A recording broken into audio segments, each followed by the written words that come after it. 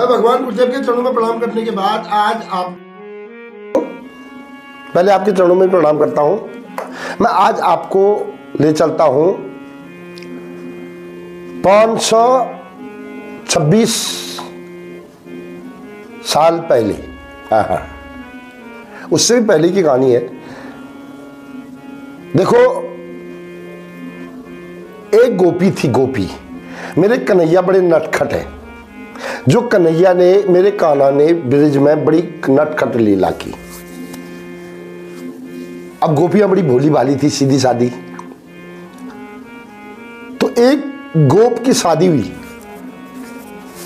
विवाह हुआ।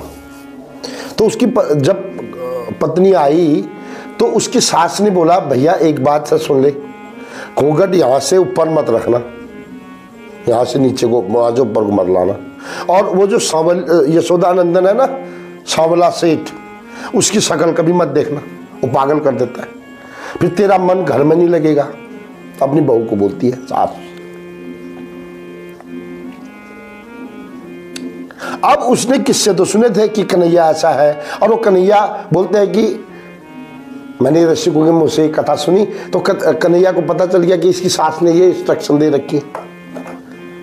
तो कान्हा उसके नजदीक जाके बोलते, भाभी जरा घूंघट तो करो, दिखाओ जरा कैसी हो तुम। लेकिन वो डर के मारे नहीं दिखाते। लेकिन इतनी सुंदर वाणी कन्हैया किया है। गोपी का मन था, लेकिन उस समय बड़ी आज्ञाकारी होते थे।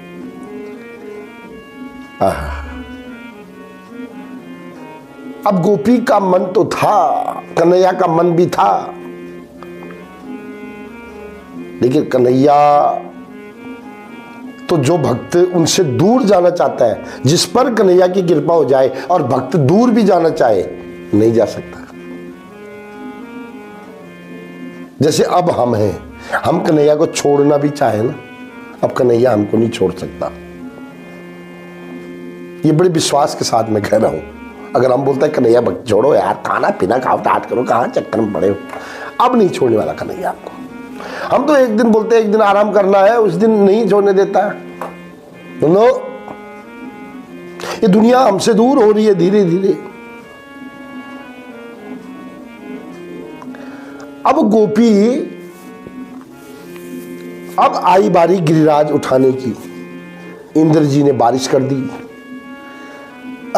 बिजलियां कड़कने लगी, भयंकर ब्रिज डूबने के कगार में आ गया। कन्हैया ने गोवर्धन पर्वत को उठा के छतरी बना दी, उस छतरी के नीचे सारे आ गए। और उस समय जो कन्हैया की मोहनी मूरत उस गोपी ने देख ली साहब। उस पति से भी, उस सास से भी, उस ससुर से, उस घर से वैराग्य हो गया गोपी को। हे भगवान, मैं इसी वक्त इस देह को त्यागना चाहती हूँ। मेरे इतने दिन मेरे ब्रिज में इतना साक्षात भगवान का दर्शन से मुझे रोक दिया, मैं इसी समय देह को त्याग देना चाहती हूँ। और वो देह त्याग दी उस गोपी ने। और वही गोपी राजस्थान में राठौर खानदान के वहां लड़की बनी, बेटी बन के आई, ऐसा मैंने सुना है। मीराबाई नाम था उसका। अब मीराबाई बचपन में पता नहीं किस शब्द, कौन से शब्द से वो कन्हैया से प्रेम करने लगी। पहले गुड्डे के रूप में प्रेम करने लगी। एक दिन गुड्डा फेंक दिया माँ ने। कन्हैया, उसने बोला जब तक मेरा गुड्डा नहीं लाओगे तब तक मैं खाना नहीं खाऊंगी। वो गुड्डे को गिरधर बोलती थी। मित्रों, एक बात बता देता हूं, मैं अपनी बात बता देता हूं, छोड़ो और उनकी बात क्या बताऊं। मेरी बेटी जब मेरी पत्नी के पेट में थी, जिस भजन को मैं लगाता था, वो बेटी आज भी वही भजन पसंद करती है, मेरी बेटी। मैं अपनी बात बताता हूं, दूसरे की उदाहरण क्यों, तो मैं अपनी देता हूं। जब मैं बेटी को बोलता हूँ भजन लगा, तो वही लगाती है वो जो उसको, उसकी उन दिन जब मम्मी के पेट में थी तो मैंने वही, बच्चों को मैंने भजन सुनाए हैं। जब बच्चा पेट में होता तो माँ को भजन सुनने चाहिए, बच्चा भी वैसे ही संस्कारी बनते हैं। फिर तो मीराबाई को गिरधर से प्रेम हुआ था, और वो गिरधर ही बोलने लगी उस गुड्डे को। गुड्डा फेंक के मम्मी ने बोला तू दूर, गुस्से में आया, फेंक दिया नदी में। उसने बोला जब तक मेरा गिरधर नहीं आएगा, वही गिरधर सेम तब तक मैं खाना नहीं, पानी कुछ नहीं पिया मीरा ने। और कहते हैं कि 2-3 दिन के अंदर फिर वो किसी रूप में वो गुड्डा उसको मिल गया। अब उसकी भक्ति और बढ़ने लगी और धीरे धीरे वहां भजन करने, कीर्तन करने के लिए साधु संत आते थे, उनके साथ बैठती थी और बढ़ने लगा प्रेम। आजकल के माँ बाप बच्चों को भक्ति में इसलिए लगाते हैं, लेकिन बच्चों को भक्ति में लगाना चाहिए। नस्ल सुधर जाएगी, 7 पीढ़ियां सुधर जाती हैं। क्या बात कर रहे हो? अब मीराबाई धीरे धीरे धीरे धीरे बड़ी हुई, शादी तो हो गई, शादी में मन नहीं लगा। इतनी सुंदर भक्ति, इतनी सुंदर भक्ति। 526 साल पुरानी की बात कर रहा हूं मैं, 15वीं शताब्दी की बात कर रहा हूं। मीरा को कई जहर पिलाया गया, नहीं बुआ कुछ असर पड़ा। पति ने बोला, पति भी उसका भक्त बन गया। मीरा की भक्ति में ऐसी तितली की तरह नृत्य होता था। मीरा को पता नहीं, मीरा गिरधर गिरधर मेरो तो गिरधर गोपाल दूसरो नहीं जाके सरमोर मुकुट मेरो पति। उसके पति को तो असर पड़ गया, लेकिन उसका देवर बड़ा खराब था। उस देवर का नाम विक्रमादित्य राणा। तो मीरा के बारे में थोड़ा 2-4 लाइन बोलता हूं मैं भी, है तो बहुत लंबा, मैं बोल ही देता हूं आज।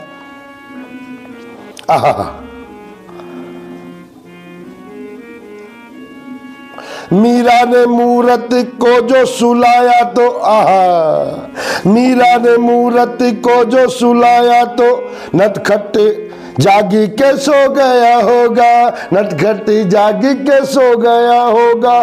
गोदी के स्पर्श में मोती को पाकर पाहन कोमल हो गया होगा, पाहन कोमल हो गया होगा।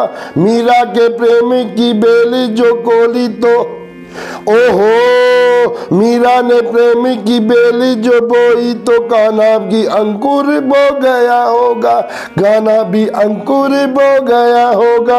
मीरा ने आंसू के मोती सजाए, ओहो हो।